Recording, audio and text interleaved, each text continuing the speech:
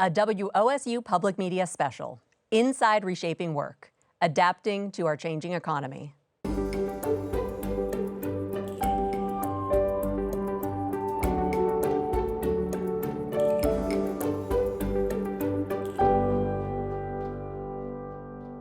Welcome to the latest edition of WOSU's Inside Project, where we dive deep into a topic vital to our community. This is Inside Reshaping Work. The way we work is changing, and changing fast. Advanced manufacturing and artificial intelligence are creating jobs and threatening jobs. More and more people question the value of a college degree. Immigrants are playing a growing role in our economy. The shifts are creating opportunities and uncertainties for employers, workers, and families around the country and here in Central Ohio. Over the next hour, we'll explore what these changes mean for our community. Let's start with where our economy and our workforce are now and where they are heading in the near future. There is one constant in this world of change. Change is here to stay for workers and employers. People can no longer expect, and haven't been for quite some time, to be able to stay in the same job with the same company and the same reliable old pension. So people do need to be able to adapt. They need to be able to identify the skills that they have and be able to talk about the ways in which those skills transfer across industries. Transferring skills seems to be more and more important in today's economy. And to get our conversation going, we are joined now by Patt-McDaniel, the CEO of Aspyr, a workforce innovation organization. She has worked in this area for years and has seen a lot of change. Welcome to the show, Lisa. Thank you for having me. And I just mentioned that the only constant is change. So Yes. How do we plan and prepare for the worker of tomorrow when we don't know what tomorrow is? That is a very good question. I think one of the things that we always say in workforce is you have to be a continuous learner. You have to be always open to finding out what skills do I need to keep up on, what skills do I need to learn next. You can't just assume because you have a credential or you've been in a job for 5 years or you got a degree that is going to statically prepare you for the rest of your career. And so people just are going to have to learn to be curious, adapt, try to continuously learn what's next. So are the days of having one job for 30 to 40 years, is that over? Oh, that's way over. Way over. So it's been over. Okay. That's way over. So yes. how do you, when people are mid-career though, how do you talk to them and convince them that, like, yes, learning something new, being that lifelong learner is valuable? Yeah, that's a great question too. I think that, there's always fear in change, but when change is a constant, I think you have to learn to not live with that fear, but take action. And I think when you are mid-career, you have to be convinced that the only way to adapt to that change is to take action and start to learn. Because even if you stay in the same job, that job is not the same job as when you first started. And so we have to make it comfortable for people to learn. We have to show them how there's so many resources for them to gain skills online, at the library. There's just so many places that you can learn them in the comfort of your own home or on your own. So is this on the worker to want to learn more, or does the employer need to incentivize? Well, employers have an equal role in this because employers, last time I checked, they're in it to make money. And the way you make money at whatever it is your business does is to have a skilled workforce. And so I think it is on employers equally, if not more so too, because they're the ones who signal what are the skills I'm needing and how can I help you learn those skills. So it's an equal, right? It's not just on the employee. So I wanted to pivot a little bit to educating the workforce of tomorrow. We asked our audience for questions in advance of this program, and we got a good question from Katie Lease. So she asks, what would have to change for parents and communities to see 2-year degrees and industry-recognized credentials as first choice pathways instead of just a backup plan to traditional four-year college. So what would you say to Katie's question? I'd say, Katie, do you have the answer for that? I spent a lot of my career thinking about that. I think what it comes down to, we talk a lot about educating parents about what the opportunities are, especially the moms, and trying to do that when a child is in middle school. So that they can see what those opportunities are, so they can understand what the wages are. Because one of my favorite stories is I had a young man who did not go to college. He got a welding certificate, and he was going to work for a local ambulance manufacturer. And he said, do you see that over there? That's what I'm going to be doing. And in 4 years, my friends are going to come back, and some of them might be working for Starbucks. I, on the other hand, will have a house, and I'll be driving my F-150 to their graduation party. And I wish I could have captured him then, right? Because he understood that for him and what he wanted to do, that path to a wage and to be able to accumulate the lifestyle that he wanted was going to be a lot quicker. And I think we just need to, the only way we're going to accomplish that, it's not having the children get the opportunities exposed, having them exposed to them. It's having the parents actually see the opportunity, not just be told about them. Well, you mentioned starting in middle school. Now, I happen to know a few middle schoolers, and I'm not 100% sure they're thinking about what, I mean, you know, the kids get asked all the time, what do I want to be when I grow up? But I'm not sure that a middle schooler wants to make that decision. So tell me what it's like. You're just exposing them to the options earlier? We're exposing middle school kids to the options, but what I mean is exposing those parents when their kids are, so if you know a few middle schoolers yourself, I right? might, yeah. Right? We need to expose you to those opportunities now. We need to show you what those pathways are, because your child is going to be going into junior high and then high school and choosing classes and needing to make decisions.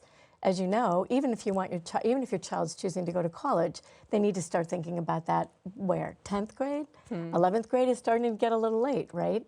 And so we need you to understand those so that you send signals to your child that whatever it is that they're interested in, you're going to support that. And if they tell you, I want to go into manufacturing, I want to design, you know, the industrial floor, whatever they tell you they want to do, that maybe doesn't require that 4-year degree right off, that you'll be supportive of it. It's a good thing I'm hosting the show then, all right. Yeah. So related to that, we had another audience question. Tom Caps Harshaw. Tom asked, if the old message was go to college to get a job, what should the new message be? Let me think. I think the new message is there are many pathways to a fulfilling life and a fulfilling career. And it may include a college degree, but it may not. And you need to understand what all of those opportunities are before you make the decision. You know, it seems like a simple message. It really does. But I just don't see another way except for messaging that people can't be what they don't see, right? We say that all the time in workforce. And so we have to, I think we have to show it to people, both parents and children, because that's the only way they're going to get that message, I think. Was it a mistake then that we spent so many years pushing the 4-year college degree? Because I feel like that's what a lot of guidance counselors were trained to do. I think if we go back in time, a college degree, all parents want their children to do better than they did. And I think that message got caught up in doing better than I did means that you're going to go to a college degree, go get that college degree, like I saw families who could afford college do, and then you'll be able to rise into that rank. Do I think it's a mistake? No, because I went to a 4-year college. My parents wanted me to get a college degree. Neither of my parents had one. But I think it wasn't a mistake, it was just overdone. It wasn't balanced. There's knowledge of the hands, there's knowledge of the head. Both of them are very important. We can't build this building just with a college degree. You need construction skills, and that does not always, that may require some training, absolutely. It might require a 2-year degree, but it doesn't need a 4-year degree, and somebody who worked on this very building probably has made pretty good money, and maybe more than someone who went across the street to Ohio State. So I think it's just letting people see all the opportunity. Yeah. So all the buzz right now, all the media coverage is going to AI, automation, advanced manufacturing. I mean, that's what we're talking about all the time. But I recently interviewed the head of the Ohio Department of Job and Family Services, Matt Damschroeder. Yeah. And he said that they have this website, it's the Top Jobs website. And he said the most in-demand jobs in Ohio are home healthcare workers and truck drivers. that's true. How do we get more people to do these jobs? Wow, now that is a tricky question. And the reason why that's a tricky question is, number one, truck driving may eventually be overtaken by automation. And in some places it actually can be now. Home health care workers are not going to be probably not taken over by automation. That is the human touch in healthcare and human care, that's so important. But what I will say also is, when you pose that particular question to me, healthcare workers aren't paid well. Yeah, that was you see. Did you see my notes? That was my next question. So a home healthcare worker's median salary is $31,000. Right. Yeah. And when I think about home healthcare workers, when I think about child care workers, I think about the business models. In both of those, especially childcare, right? You pay people more for childcare. It's more expensive for the parent to pay. The parent may not be able to pay. It's a very difficult business proposition right now. And in some ways, so is home health care. And I think we have to, that's not actually a question we've been able to solve for that particular one. So it's funny that it's not funny, but it's that you would bring that. It absolutely is one of the top jobs that are in demand. What we can say is, and what we talk about is, well, it could be a stepping stone to healthcare pathways that are multitudinal. I mean, so if you get an STNA, which is one of the first credentials many home health care workers may earn, and you could do that work while you continue on, it could be a good entry level. So, but it is hard to sell that because the wage is so low. I do hear a lot of talk from lawmakers at the State House about wanting to help with paying childcare workers more. There's legislation related to that. Yes. So does the state need to maybe infuse some money or incentives for paying home health aides more? Can the state help? Well, a lot of that's tied up in federal programs like Medicaid and Medicare, and what nursing homes or home health care, people who need home health care and are on those programs, how much they can afford to pay for it.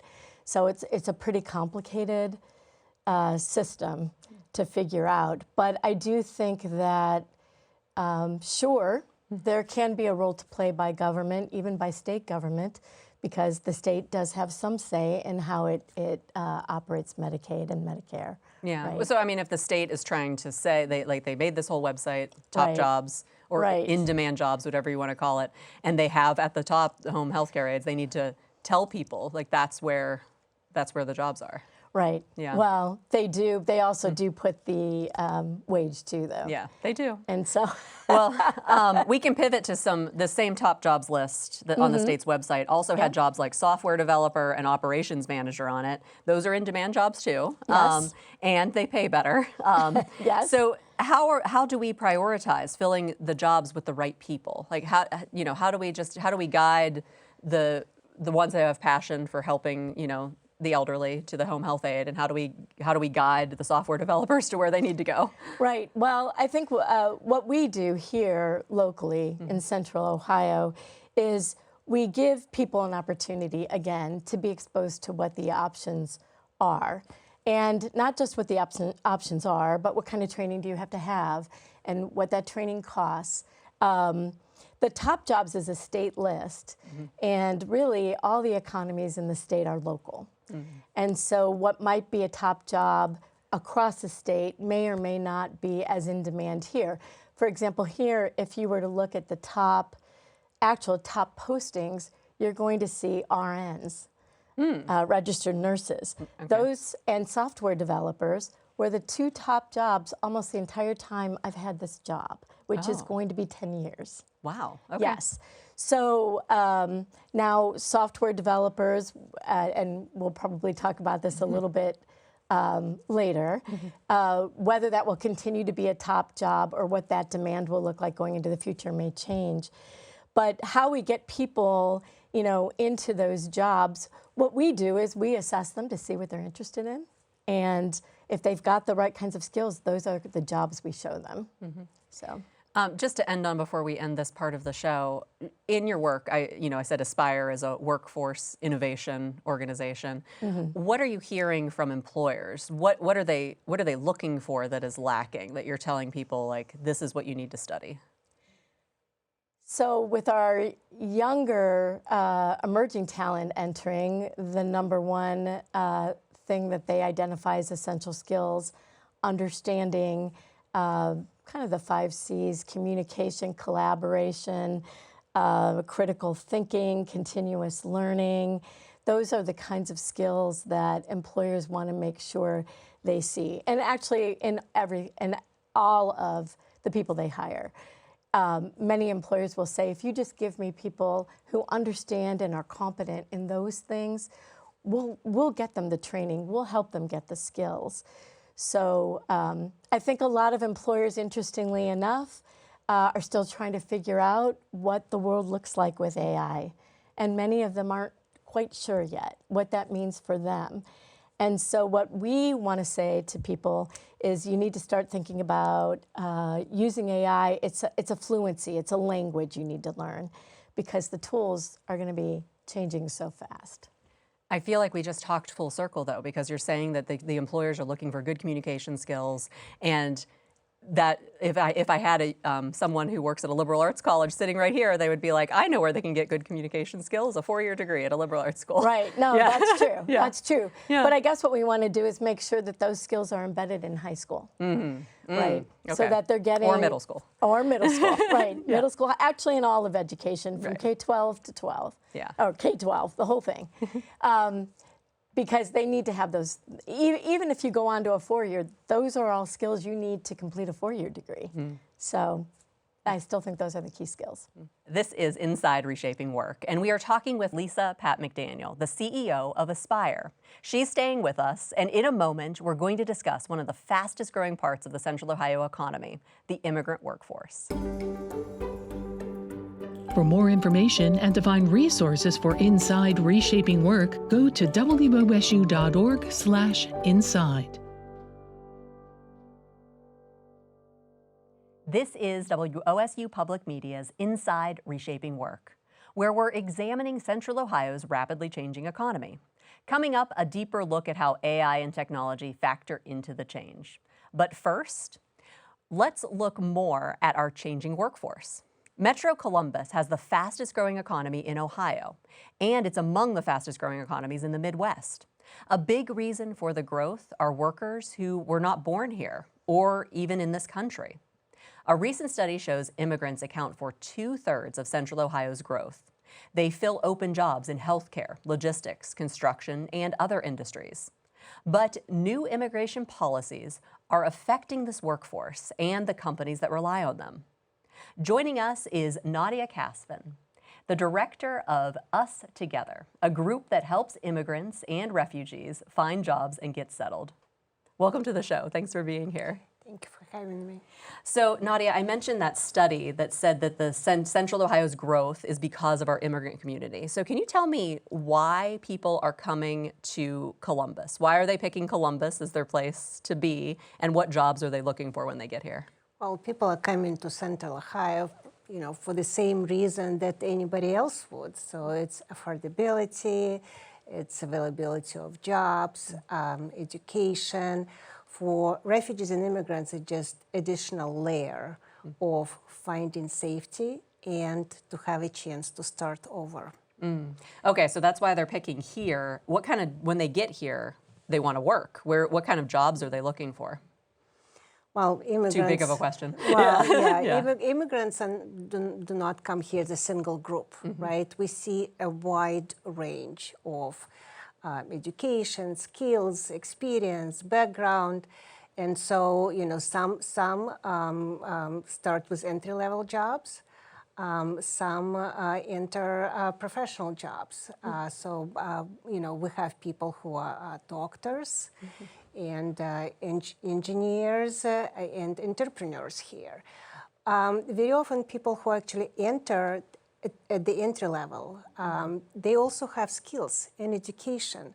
We often talk about skill waste and brain waste because the challenge is the accreditation and licensing and language requirements. So, skill waste and brain waste. Lisa, have you heard about that in your work, those phrases? I've heard that phrase, and I see how it happens. We have people coming with these great skills, and even though they could easily do the jobs that they have the skills for, there are regulatory barriers to that. Sometimes people's degrees aren't recognized, and we are very much in favor of having that solved, because these are people who really have these skills and they're in demand, and we can't easily get them into the job sometimes. And Nadia, Lisa and I were talking about the top jobs, the most in-demand jobs, and we talked about home healthcare workers being the most in-demand job. Are you finding placements? Do immigrants in this community take those jobs? Some do. Yeah, some do. Lisa mentioned that it's a great entrance into the healthcare profession, because we also have people who come here with the background of nurses and doctors, and it's very difficult to get back into that profession. So starting as a home health aide gives you this opportunity then to build your career, like with many other career paths. Motivation is not an issue for communities that we work with. It's understanding how systems work, understanding how the workplace work, and navigating that. And that's where our focus is, to help people build those career paths and help them navigate it. So in your organization, Us Together, are people coming to you and for advice on getting a job, or maybe are you giving them advice on how to get those right certificates? Like, do they come to you and ask, like, I was a nurse and why can't I be a nurse now? And like, do you help them figure out how to do that? Maybe education? One of many programs that we have is the employment program. But unfortunately, many funding streams that fund employment services, they want, like almost immediate results, right? They want people to become self-sufficient as soon as possible. But yes, we do try to help people to actually build their career pathways. So even if they take the entry-level job, then they understand what are those next steps that they need to take. I mentioned a study in the introduction, and that study is from the American Immigration Council. And it said, the research says that it's citing the crucial role that immigrants play in Ohio's economy. Immigrants in Ohio earned $27.3 billion in income and paid $7.3 billion in local, state, and federal taxes in 2023.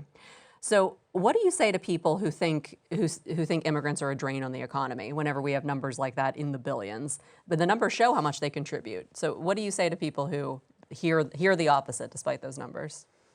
Well, educate yourself. Well, obviously, you know, immigrants and refugees and studies now support that, right? We've known it for a long time.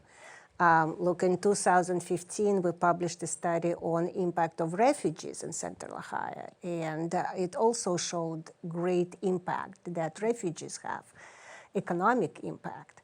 And, you know, we are, you know, we are filling up the jobs, but we're also have this consumer power. We're paying taxes and, you know, contributing to the economy. And it's great that there are studies out there now that actually support what we've known all along. Lisa, in your work, have you heard this, where people just don't understand how important the immigrant community is to the economy, like what jobs they're doing? I think people know better than to say that to me, but you know, what I can say to people is that it is, if we look at data and numbers, right, we know that even though Central Ohio is growing, and other parts of the state may not be growing as much, and we have more and more jobs, and that's a blessing for Central Ohio. We do not have enough people. And even if we have an aging population in Ohio, we know that. That is not a surprise.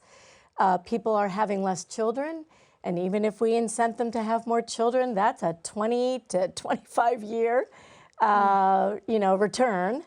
But we have immigrants who can fill those jobs now and are. And if we lose that immigrant population in Central Ohio, we will not have enough, we just do not have enough people for all the great jobs that, and great companies that are locating here, let alone those companies who are already here and have open positions. So that's what we're looking at. We need people in those jobs. We are not going to be able to attract enough people from outside of Central Ohio. We do attract a lot of people, but that's still not going to fill all these jobs. All of those are right things to say, and so some people are saying we should welcome immigrants and refugees because it's the right thing to do. Other people say we should welcome refugees and immigrants because they fill up the jobs that nobody else can. I think there should be both. It should be one or the other. It is the right thing to do to welcome new neighbors in your community, and we do contribute when we come here. That same study that I was talking about said Ohio's workforce shortage is putting a real strain on businesses, and the report I mentioned talks about how crucial immigrants are to many industries in this state and in Central Ohio. Is there any industry in particular you want to highlight that you would say that the industry would just not succeed without immigrants? Well, immigrants are filling up all those like on-demand jobs, right? And in manufacturing, in logistics, and we have, you know, logistics is huge in Central Ohio, right? Especially when we're talking about companies that have several shifts. They might have issues actually filling, you know, night shifts. You know, some refugees and immigrants happily take those because then they can study during the day and work at night. I don't know when they sleep. Yeah. Oh. That same report also highlights something that you just mentioned a few minutes ago, that Ohio is underutilizing its immigrant talent. Tell me more about that. We're not, is it because we're not allowing people to progress in their jobs, or is it because we're not using the skills that they have to their full potential? Well, there are many factors, right? Well, first of all, I mentioned already that the systems are not very friendly to those who have education and experience abroad, to kind of transfer that into the credentialing and licensing here. So system of credential licensing are very complex and not friendly to newcomers. But it's also something that we always tell employers. Yes, we know that you're looking for talent out there. Well, first, look within. Because it just might happen that you already have that talent in your company. And maybe if you invest in developing that talent, in learning, supporting that talent, that you already have people with experience and education and credentials, maybe not supported by new credentials, but at least they have the skills and knowledge, and you just need to invest in developing them. Do you hear from the parents about the future of their children? So immigrants who are here, who are thinking about their children, what are they wanting for their kids when they come here to Central Ohio and they're living here, they're working here, and they have kids here? Do they want their kids to get the 4-year degree? What kind of jobs are they hoping for their kids? Well, I cannot answer for every parent out there. I'm sure there are, all kind of. Some want their children to become doctors and lawyers, and some want, like in Somali community, I actually noticed that there are a lot of people who go into nursing. Right? Yes. Yes. Some of our best students, we fill classes. A lot of people go into nursing. So sometimes it depends on, like on a community. But I'm sure it's very diverse. I think what's important to know is that, kids, and their parents, right? When they come here, but kids are very adaptable. They're bilingual, they're multilingual, they're very adaptable, and they have this motivation to succeed not just for themselves, but for their families as well. And kids and parents have another thing that I think is, different, and I think it really contributes to this country, to creativity and innovations, that we have different experiences, different education, different backgrounds. And so when we look at the problem differently, and so we solve it differently, and that drives creativity and innovation. And so these kids that are in school right now, they are the engine of future innovation, because they will still have that. And Lisa, you were nodding along. So with the same message that you gave earlier for parents just to be open to maybe a 4-year degree, maybe a 2-year degree, when your middle schooler says to you, "I think I want to be a welder," to have a positive and supportive reaction, you would say the same thing to the immigrant community? Oh yeah, and I would agree too that different communities are more open based on what they came from and what opportunity they had, right? So I would say that we have to educate everybody about all the opportunities, whether they're immigrants, whether they're, their family's been here since the Mayflower. They all have to know what the opportunities are and what kind of credential you could get, whether you can step up, even if you want to get a 4-year degree, if you can step up to that different ways. You're so right about, for example, like the Somali communities, so many come to us, women especially, going into nursing, and are getting hired right away and making a great salary starting out. It's just trying to get to all those communities and trying to understand what their impression is, what they thought they wanted when they got here, and helping to solve each of those problems. I would agree with you. What's true is that every parent wants the best. That's why we often say we came here so that our kids could have more opportunities, better opportunities, and their lives would be better. And before we run out of time, I do want to ask you what concerns you're hearing from the immigrant community about their future here in Ohio or in the United States in general. Just given the current political climate that we're in, are they worried about their future life in the next couple of years and for their children right now?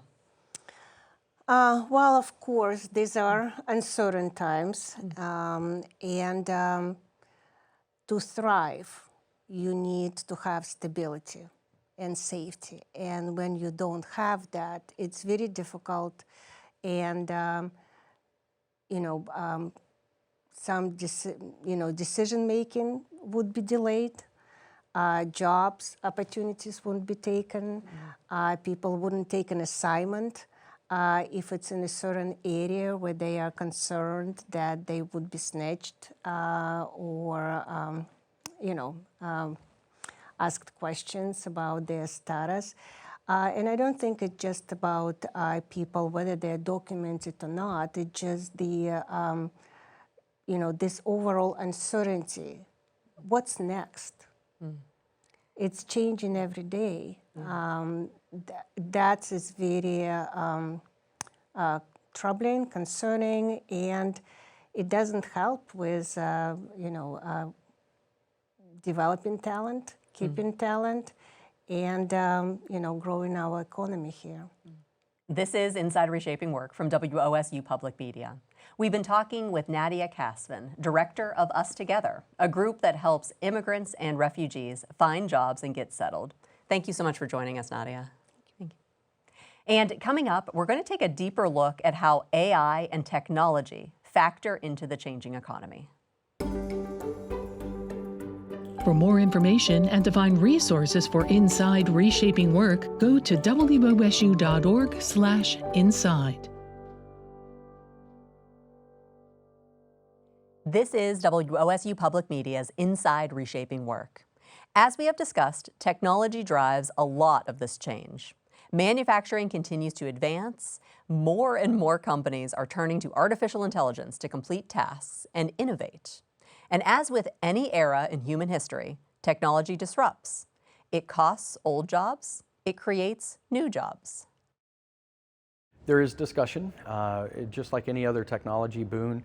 Is AI going to automate things and take people's jobs? Me and my peers look at it a little different. How is the automation going to make our jobs more efficient so I can do other things, that I can create and innovate in different ways? Automation does make work more efficient, but it also displaces workers. It's a double-edged sword. To dig deeper into how technology is shaping our economy, we welcome to the discussion Chris Berry, the CEO of OhioX, which promotes Ohio's tech industry. Welcome to the show, Chris. Thanks for having me. So I'm going to start with the big question, right? Which is AI going to take my job? Yeah. Maybe not my job, but like for anyone, that's what everyone wants to know. Is AI going to take my job? Well, we're just diving right into it, I see. But yeah. I mean, with technology, 250 years ago when our country was founded, we are not doing the same jobs that we were doing then that we're doing today. That's just part of advancement. And so, of course, jobs will change. We're already seeing them change really since the Gen AI boom about 4 years ago almost at this point. But if you talk with technologists, they've been utilizing artificial intelligence well before the rest of us were doing it on our phone. And so it's not necessarily new to a lot of people in technology. It's new to us as consumers. So things will change, but we're excited about opportunities and where it can lead. You say 4 years like it's such a long time ago, but that's the way. So Lisa, I'm going to ask you the same question. Like, is AI going to take my job? I think AI will replace tasks and jobs and make the job focus on hopefully higher level things that need to be handled. There may be some jobs that AI may completely replace, but with an opportunity for a person then to go to a higher level, higher paid job. I actually am not afraid of AI. I use AI every day, and I don't think it's going to replace me. I hope not.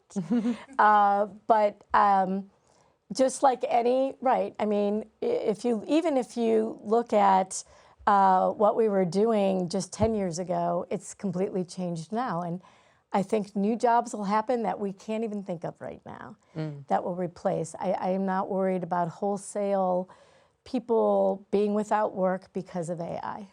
So Chris, I'm told all the time that AI is going to take over the tasks that no one wants to do. It's going to take over the menial task. It's going to handle all the spreadsheets so that we have time to be more creative and think more, big picture. So tell me more about that. So Sure. what is AI taking off our plate to give us more room on the plate? Well, just the other day, I had an Amazon Prime delivery that I had to return for a reason. And instead of having to call up customer service or email into customer service, print a slip, have them email it, PDF it, and all of that, it was a quick chatbot where it asked me a couple questions, I answered really quickly, and it was done. And that took less than 30 seconds for something that, maybe even just a couple years ago, you'd have to have a human actually doing it, or a human alongside the AI chat in this case. But for this, it was something incredibly simple. And that's something that I just want done incredibly quickly. And does a human really want to spend all day kind of just processing real quick returns like that, or can we open those types of roles up to maybe something, as Lisa said, a little more higher meaning that give humans something that they enjoy a bit more than just a customer service or a chat bot, which is something that you can guess the outcomes, right? It's like, oh, you just return the package, you get a new package, they send a replacement. There's a few types of things, and it's just about speed. So I can go back to my day, Amazon can go off to sell something else to someone new. Well, and whenever everyone thinks of AI, they usually think in terms of a chatbot, on their laptop or on their phone. That's what they think of when they think of AI. But AI is being used to create better machines, better robots.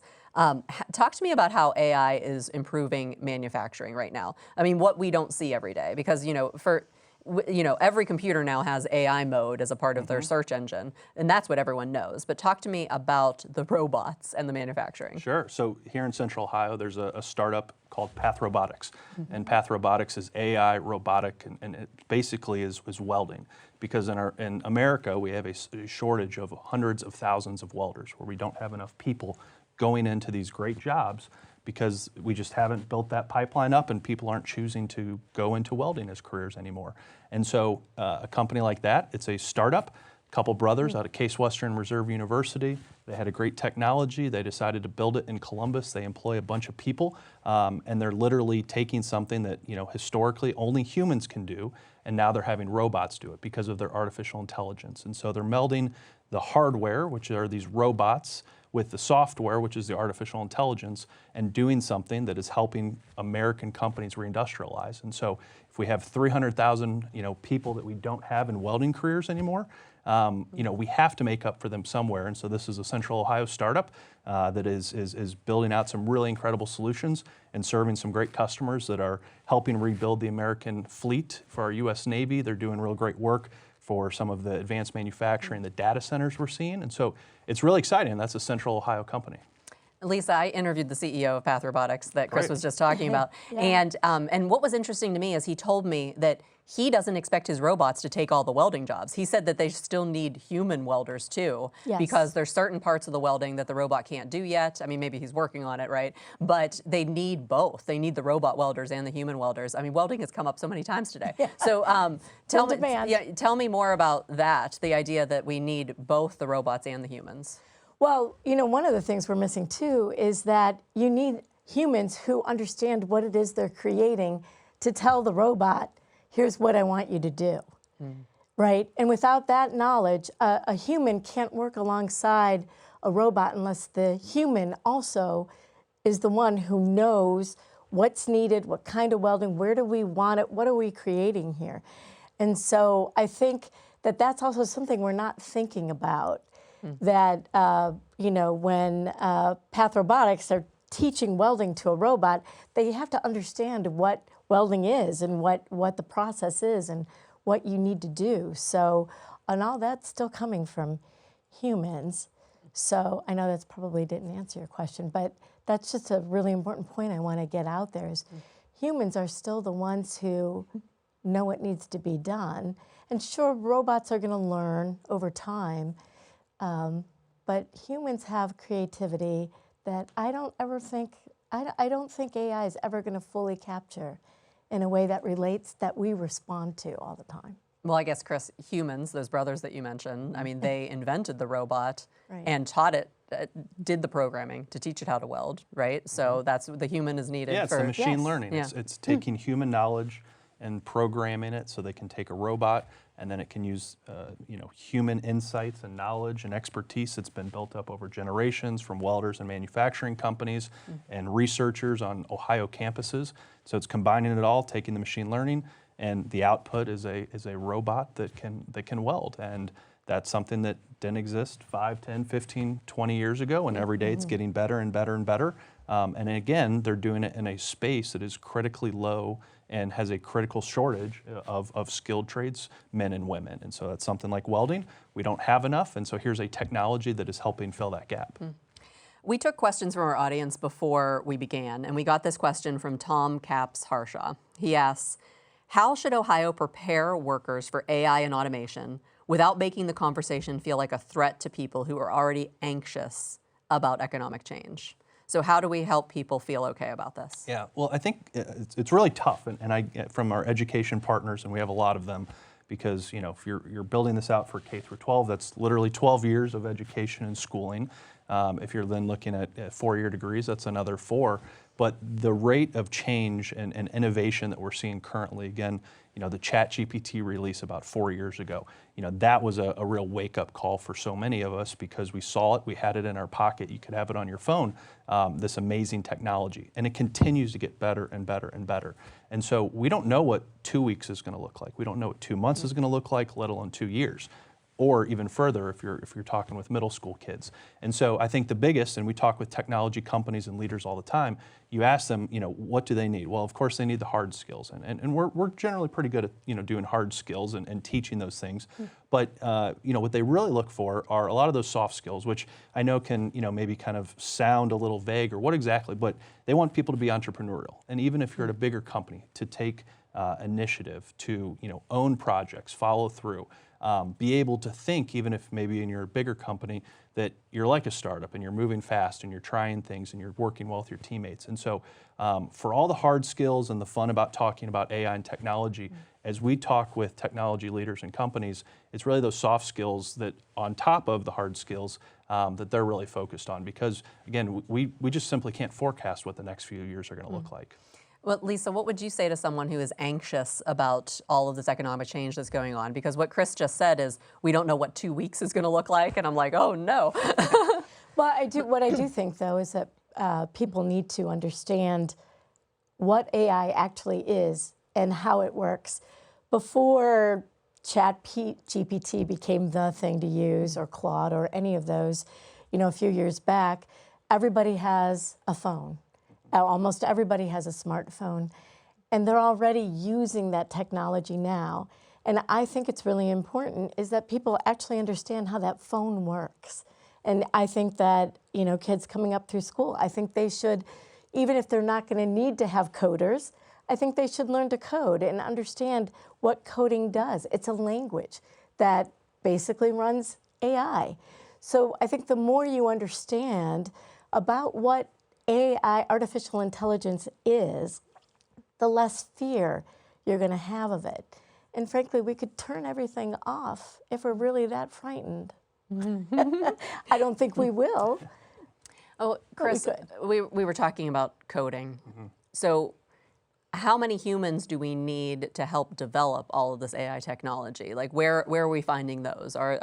Are we learning it in school, or are they learning it on the fly, or figuring out as they go along? Yeah, well, a very good question. And with tech in general, it can really depend on what exactly you're talking about. Meaning, is this a conversation around, who's actually developing these large language models at companies like OpenAI or at Google or Meta? That's a very different conversation. Or are we talking about the adoption of AI at Central Ohio small businesses?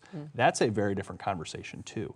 And that's both fun and challenging when we have technology conversations about workforce, is what exactly are we talking about? Because that can range from startups, can range to IT professionals, everything in between. We have a saying that every company is a technology company, because whether you're using it in a restaurant, whether you're using it in a small business, manufacturing company, more and more of these technology tools and solutions are part of what you're doing. And so, if we think about it that way, also then every company is an AI company now, because these things are being embedded. I think long run, when it comes to AI, we're likely, to focus less on that buzzword, because as Lisa mentioned, it's just part of what we do. And so driving here, 15 years ago, you'd have to print out MapQuest as we were going to record this, and you'd hope you didn't miss a turn, and then you'd have to double back and find that road and where exactly to take a left or a right. But now you plug it into a Google Maps or an Apple Maps, and it reroutes you if there's traffic, if there's something going on, if there's a street closure or a blockage. You don't think twice about that. That's as natural as anything. And that's technology. That's some of these innovations that we've had more recently in the grand scheme of things. And so as it comes to AI, I think it's very similar to like that it just becomes ingrained into what we do. But in terms of the workforce needed, you do have to have people that are able to test it, adopt it, deploy it. And so there's going to be the technology professionals that actually do kind of the implementation or the development of it. That's your IT teams, that's your technology teams within companies. But then the workforce at large has to be able to be consumers. And so that's something that we're all consumers already, whether it's on our phones, social media, using tools, again, like a Google or an Apple Maps. I started this show by asking Lisa how we plan for the workers of tomorrow when we don't know exactly what tomorrow will look like. Part of the reason we don't know what tomorrow will look like is because AI is changing so fast, right? So how would you say that we plan for the workers of tomorrow if we don't know exactly what we need? I think there's some basic literacy. So growing up or previous generations, maybe you took a home economics class or a shop class or a personal finance class. I think things like technology classes and a basic literacy are incredibly important. We're part of a coalition to get better computer science education into schools. So at least it's something that students can tinker with, know what it maybe does, what it doesn't do, how to do it correctly, how to be safe with it, because these are technologies that unless you have it within 4 physically confined walls of a computer, it can spread, and we know it happens when there's when viruses happen on home computers or at work computers, and that's a headache no one likes. And so I think as we're considering of preparing this workforce, I think there's a basic literacy, and we have to continually be learning, realize that this is becoming more and more and more of a thing. Our economy is a technology company, or our economy is a technology economy. You look at the companies that are making 401ks go up and the stock market increase, allowing people to retire. That's largely driven by technology companies. And so if that's what our economy is, we have to have workers that know what technology is. And I think it's just that basic literacy that we start as early as possible is really important. Okay, Lisa, so in school now we are needing to teach technology, we need to teach communication skills, we need to teach welding apparently. So how do we fit this all into the school day? Because obviously learning this technology is very important, but also I'm guessing kids are going to learn it faster than their parents, so go ahead, yeah. Well, you know what? When I was in high school, I had to take typing.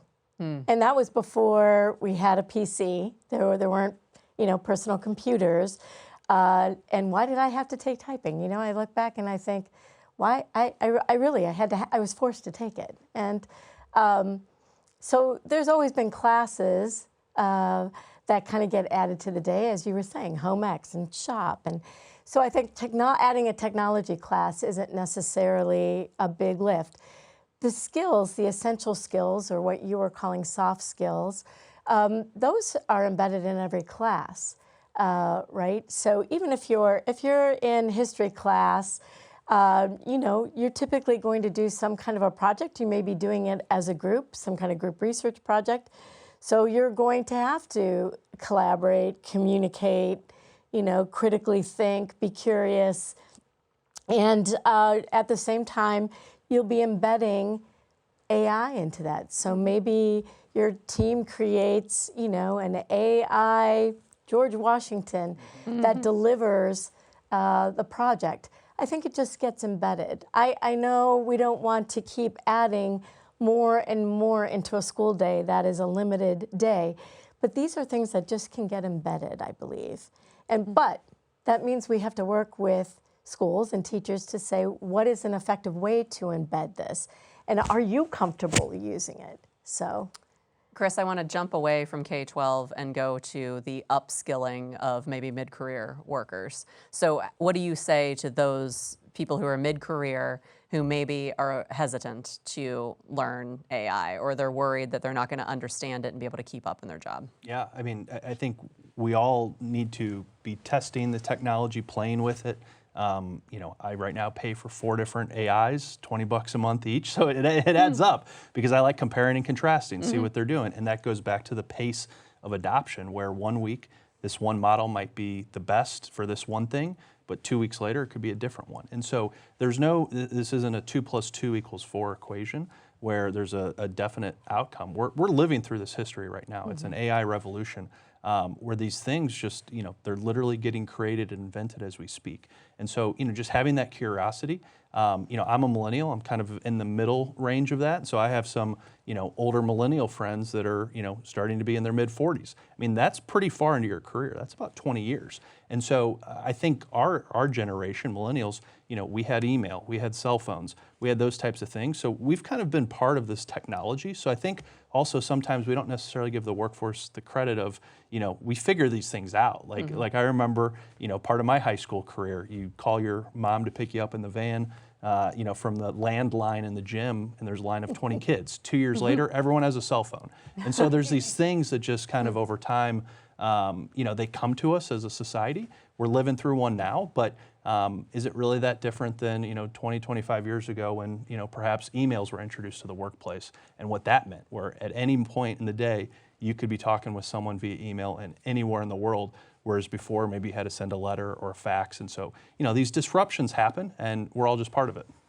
Well, that's about all we have time for, but I want to thank you both for joining me, and I know that we have not yet answered every question that comes to mind with this very complex topic. But hopefully we've got you thinking and provided some important information and pointed you to some resources to help you navigate this rapidly changing economy. To dig deeper and see everything involved in this project, including education resources for teachers and students, visit our website, wosu.org/inside. I want to thank our panel and our production crew, and I want to thank our audience here at WOSU, and I thank you for watching. I'm Amy Juravich.